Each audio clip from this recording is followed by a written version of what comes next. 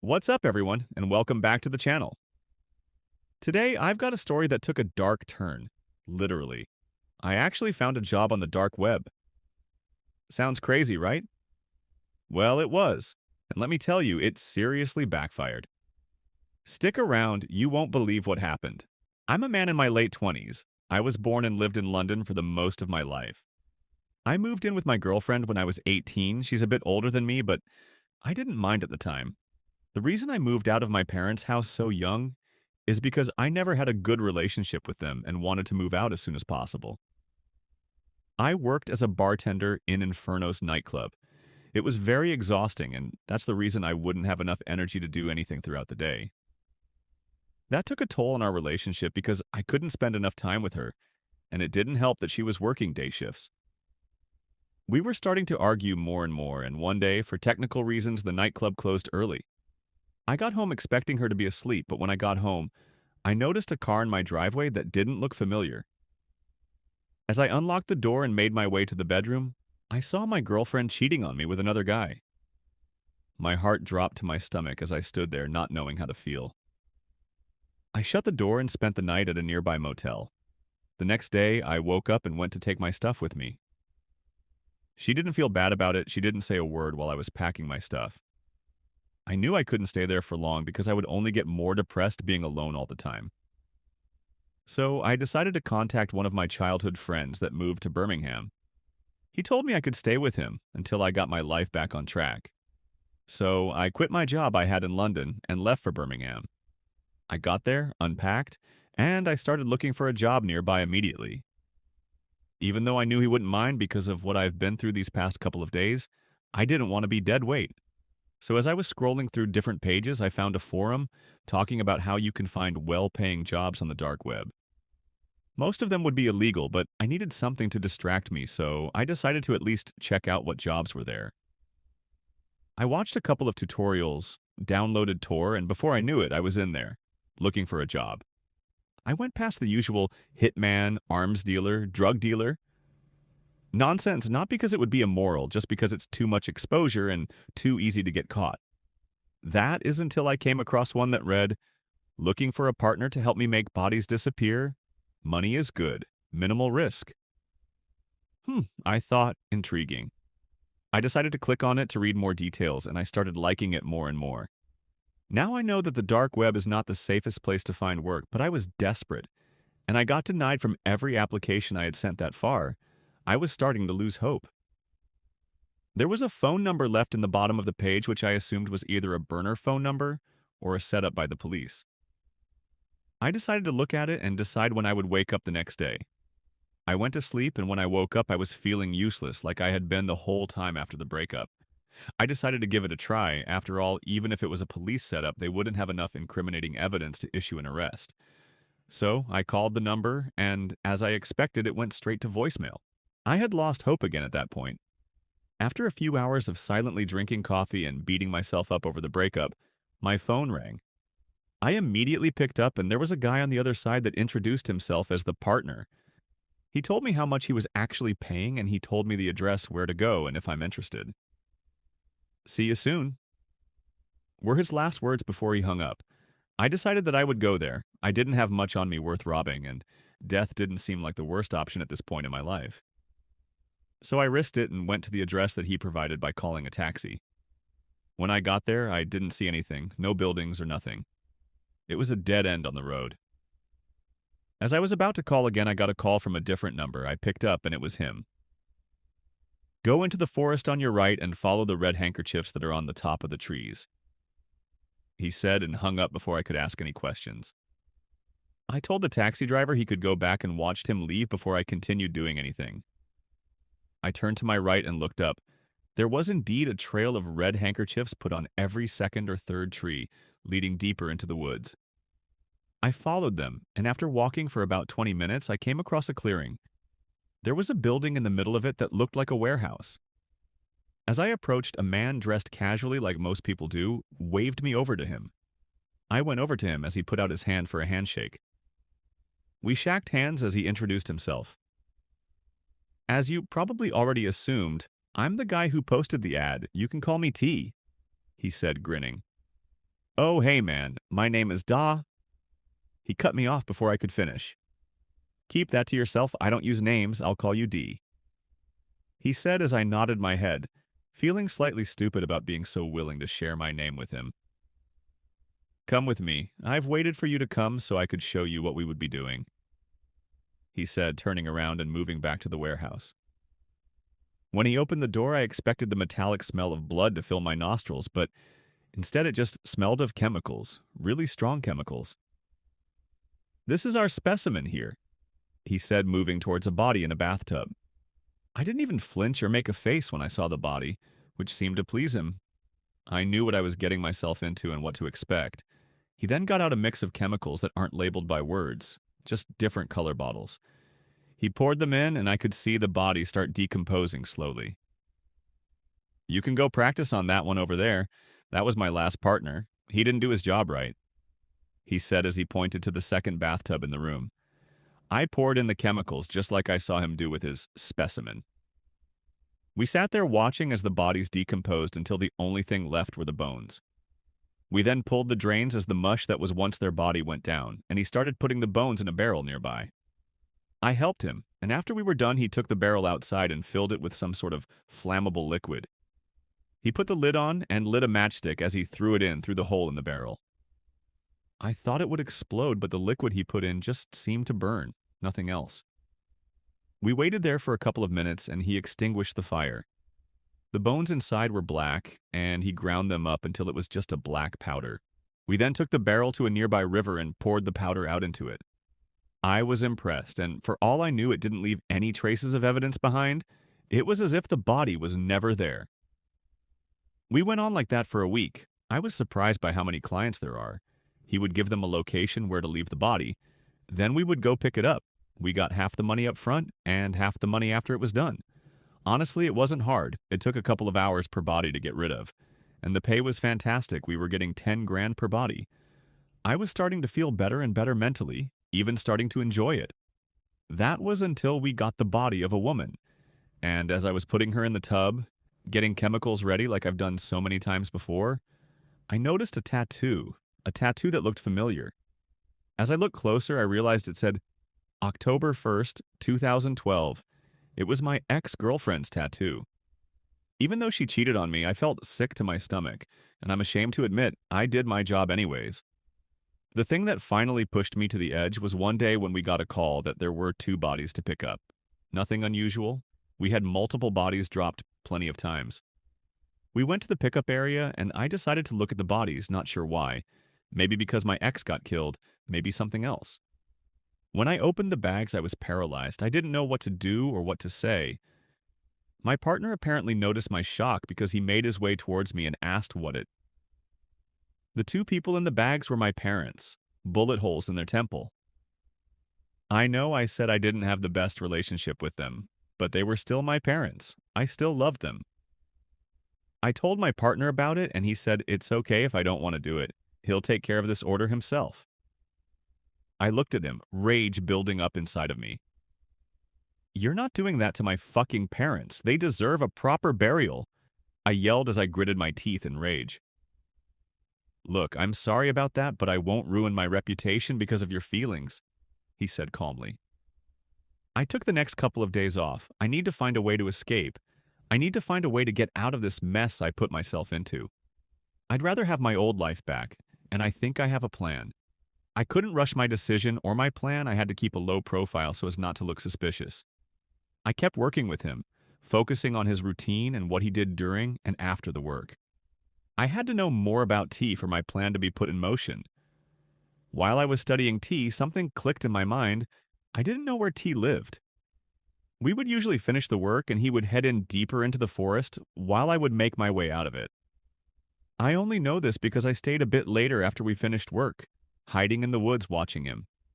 He would always stay inside the warehouse after me, waiting for me to leave before he did so himself. One Friday night, we had more bodies delivered to us than we were used to.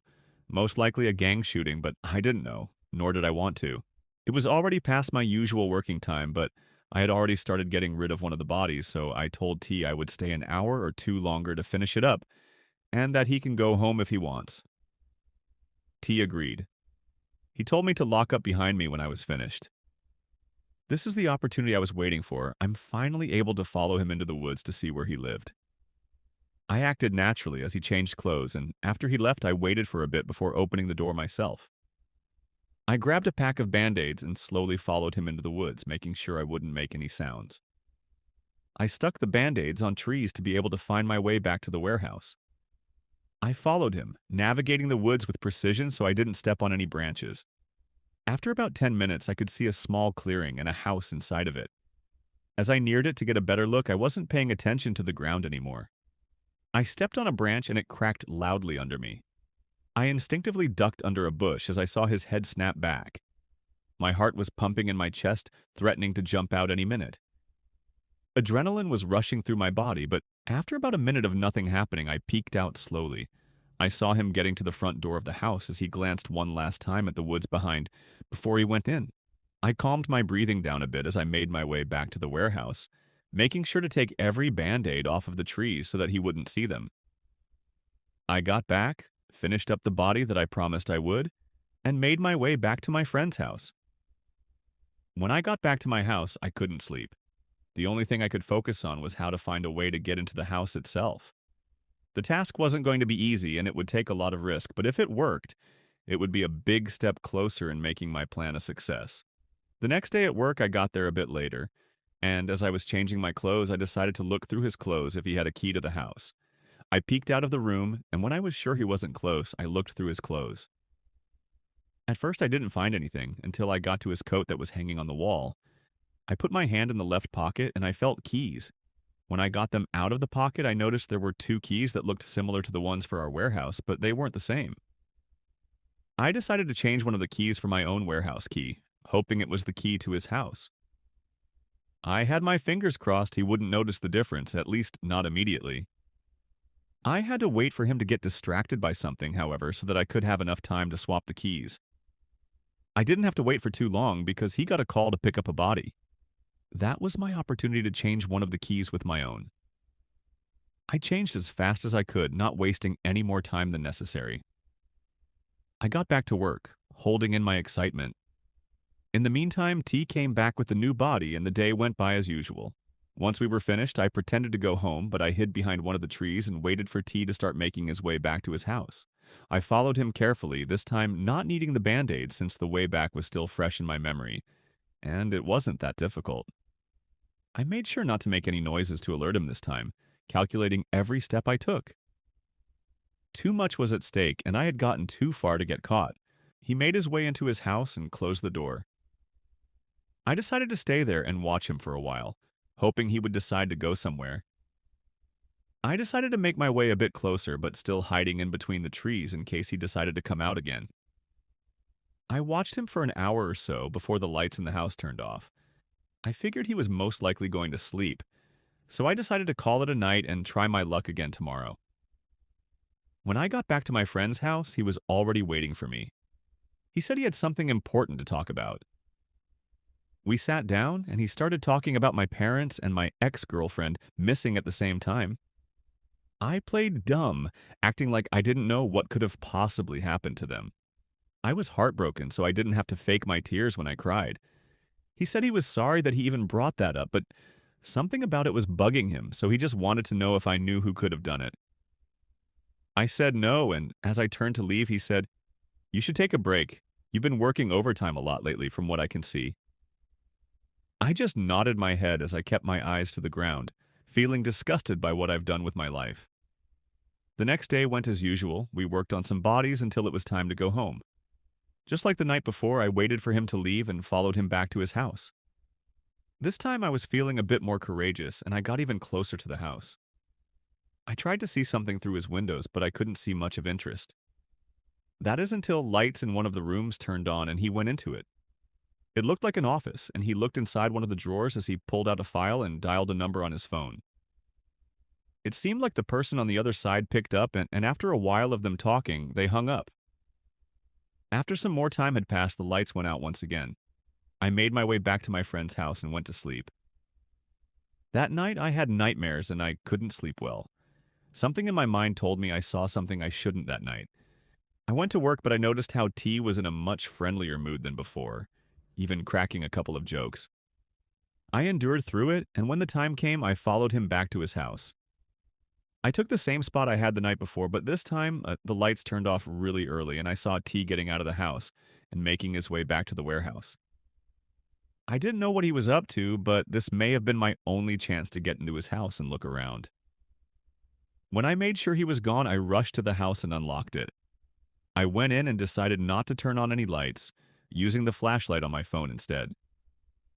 I made the way to what I assumed was his office, and I shined my light over the file that was on his table. The file said Darren Johnson. That was my name. Why did he have my full name on a file when I never even told him any of my information? I opened the file and I felt my heart sink to my stomach. He had all of the information about my parents and my ex-girlfriend. My parents and my girlfriend were scratched off, but there was one more person at the bottom of the page that wasn't. It was my friend that took me in to live with him. Under his information, it said, hit 5 a.m. when he's leaving for work. I was shocked. I didn't know what to think. If I was right, my friend is the one that's going to be killed next, possibly tomorrow as he is leaving for work. I couldn't let that happen. I already lost too much to these monsters. I got out of his house, locked the door, and rushed back to my friend's house. I spent the night physically and mentally preparing myself for all of the scenarios that could happen. I took one of my friend's work outfits from our closet and decided to go out at 4:40 a.m. I knew the hitman would be somewhere where he could see my friend leaving the house, and I knew he wouldn't use a pistol unless he absolutely had to. We were living in the city after all. I leave the house and turn down one of the alleys after a minute of walking. I walked for a bit and then stopped, pretending to be looking at my phone. What I was actually looking at was the reflection behind me. I saw a man silently approaching, unaware I could see him as he silently pulled out a knife from his waistband. I did the same, just less noticeable. I had to time this perfectly. I had the element of surprise, but he was a trained hitman. I waited for him to get close enough that I would be able to attack him. I turned around and swung my knife in a horizontal motion where his throat was. He gurgled and a look of shock enveloped his face as he fell down and took the last of his breaths. I took his phone and saw a familiar number that belonged to T in his recent contacts. It said Taylor, so I guess now I know his name too. I took the phone with me and put the body in the trunk of my car. I drove to the usual location we picked up the bodies from, and I called Taylor. I told him the body was ready, and he hung up the phone. I hid in one of the bushes nearby and waited for Taylor to come. When he came and went to the body, I could see his body tense up. I slowly made my way out of the bushes and cocked the gun that I took from the hitman. He turned around with fear on his face. "What the fuck are you doing? Put that down now!" He yelled, even though we both knew he didn't have any control of the situation. "Why?" is the only thing I said, leveling my gun to his head. "Listen, I wanted to make sure you wouldn't have a reason to leave. I needed a partner and you did well," he said as I looked at him with disgust. "Yeah, bad move," I said as I pulled the trigger 3 times, his body falling lifeless on top of the hitman. This has brought me to insanity. I couldn't live a normal life, not anymore. Not after all of the shit I did. I'm a criminal now, and I have to accept it. I'm sorry, but I have to leave. Someone called the number from my ad on the dark web, and I need a new partner. I have 2 bodies to clean up. Well, that's it for today's story. Pretty wild, right? What did you think of the whole situation? Let me know your reactions in the comments below.